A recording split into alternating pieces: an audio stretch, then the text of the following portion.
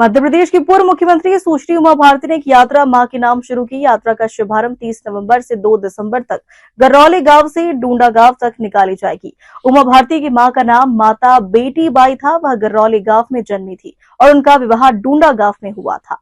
उमा भारती ने बताया कि मेरी मां उस समय जब कोई साधन नहीं हुआ करते थे, तब मेरी मां पैदल पगडंडी गरौली से गुंडा जाया करती थी। उस समय कोई साधन नहीं हुआ करते थे। उन्होंने कहा कि मेरी मां शेरनी थी, जो किसी से भी लड़ सकती है। उन्होंने बताया कि मेरी मां मुझे बहुत प्यार करती थी। उन्होंने गरौली गांव में सभा को संबोधित किया। इस दौरान उन्होंने अपने राजनीतिक घटनाक्रम का जिक्र किया। पूर्व मुख्यमंत्री उमा भारती ने कहा कि ग्रामीण लोगों ने जो शराबबंदी का फैसला जो गांव-गांव लिया जा रहा है, उससे निश्चित ही गांव की प्रगति होगी और शिक्षा का स्तर भी सुधरेगा। उन्होंने महिलाओं को कहा कि आप शेरनी हो, आप जहां भी दारू बिके वहां विरोध करिए और बेचने वाले को पुलिस के हवाले कीजिए। उमा भारती ने कहा कि गाय को बचाने के लिए गांव में सभी को गाय रखना जरूरी, उसके लिए गांव में सरकार ग्वाला को नियुक्त करे और सरकार लाडली बहनों को गाय दे। उस गाय के लिए सरकार पैसे दे जिससे गाय की सुरक्षा हो सके और लोग गाय का शुद्ध दूध निकाल सके, जिससे गाय भी बचेगी और गोपालन भी होगा, लोगों की आय भी बढ़ेगी। एक यात्रा मां के नाम के दौरान लोगों ने पुष्प वर्षा कर जोरदार स्वागत किया।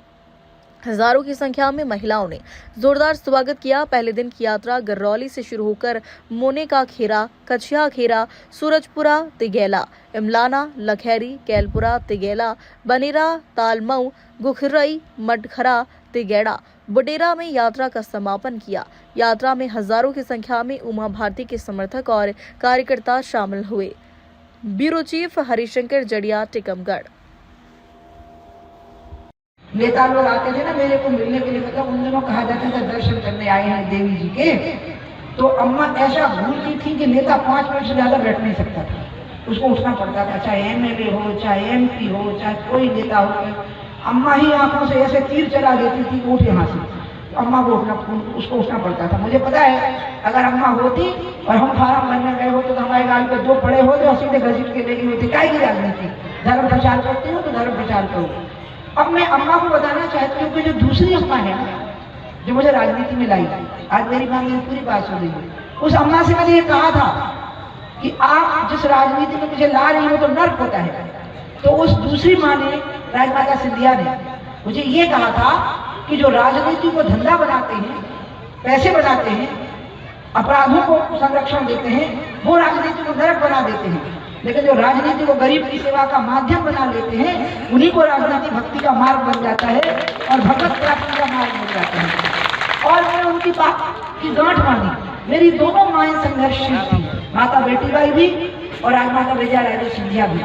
और इसलिए आज मैं मानती हूँ कि मैंने दोनों की बात मानी। पहले धर्म को हमने व्यवसाय से माना, मेरा बंगला बना, सबसे अच्छा बंगला मेरा माना जाता था 81 में, तब मैं राजनीति में नहीं थी और मेरे पास 3 कारें थी। लेकिन वो मेरे भक्त लोग जन्मदिन पर भेंट करते थे, लेकिन हम कोई कथा भंडारा और पैसे लेना और ये सब कुछ नहीं होता था। जन्मदिन आता था तब मेरे भक्त लोग तय करते थे घर बनाना है, गाड़ी लेना है, ये सब होता था।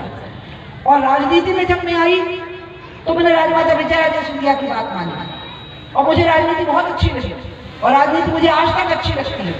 मैं चुनाव नहीं लड़ती हूँ, इसका मतलब ये नहीं समझना ना कि मैं राजनीति से अलग हो गई हूँ। मैं जीवन की आखिरी सांस तक राजनीति करूंगी, राजनीति कभी नहीं की। और उसका कारण है क्योंकि मैंने देखा है कि राजनीति के कितने लाभ होते हैं जो कथा प्रवचन से नहीं हो सकते। आप मुझे बताइए, केंद्र बेतवा परियोजना आज 30,000 करोड़ की हो गई है। क्या 30,000 करोड़ का कोई काम में प्रवचन करके कर सकती थी? और केंद्र बेतवा परियोजना जो ले आई हमने, वो 6 लाख हेक्टेयर जमीन को सिंचित करेगी, जिसमें 2 लाख उत्तर प्रदेश की होगी और 4 लाख मध्य प्रदेश की होगी। और उसका जो हेक्टेयर, मतलब हेक्टेयर यानी 2.5 एकड़ होता है, 1 हेक्टेयर और 2.5 एकड़ होता है।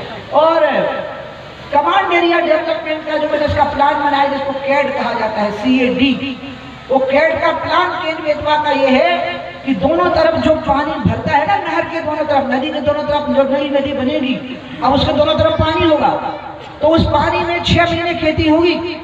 और वो खेती महिलाओं के द्वारा होगी, उसमें गाय का पालन होगा, उसमें दुग्ध उत्पादन होगा, उसमें चॉकलेट बनेगी, उसमें आइसक्रीम बनेगी, उसमें मक्खन बनेगा। और जैसे गुजरात का अमूल का मक्खन पूरी दुनिया में बिकता है, इसी तरह से बुंदेलखंड का बुंदेली मक्खन पूरी दुनिया के मार्केट में जाएगा। पूरा काम है, वहाँ सब्जियां उगेंगी, वहाँ फल उगेंगे। और उसके लिए पहले रेलवे लाइन आई। आप मुझे बताओ, मैं कितनी कथा प्रवचन करती या मैं रेलवे लाइन ला सकती थी कथा प्रवचन करके? कितनी रामायण बांटती, कितनी गीता बांटती, कितनी वेद पढ़ती? क्या रेलवे लाइन आ सकती थी? रेलवे लाइन लाना असंभव था। लोग कहते थे मैं झूठ बोल रही हूँ। जब रेलवे लाइन का शिलान्यास टल गया चुनाव आयोग की वजह से, तो दिग्विजय सिंह ने कहा कि हमारा भारत में झांसेबाजी की है, वो रेलवे लाइन का शिलान्यास हो ही नहीं सकता, रेलवे लाइन आ ही नहीं सकती। तब उस समय पर मैंने अटल जी से कहा कि मजाक कर रहा है मेरा, और चुनाव आने वाला है। अटल जी प्रधानमंत्री थे, मैं उनकी मंत्री थी, बहुत लाडली थी। तो उनने चुनाव आयोग को निवेदन किया कि आचार संहिता लागू हो गई है, लेकिन मैं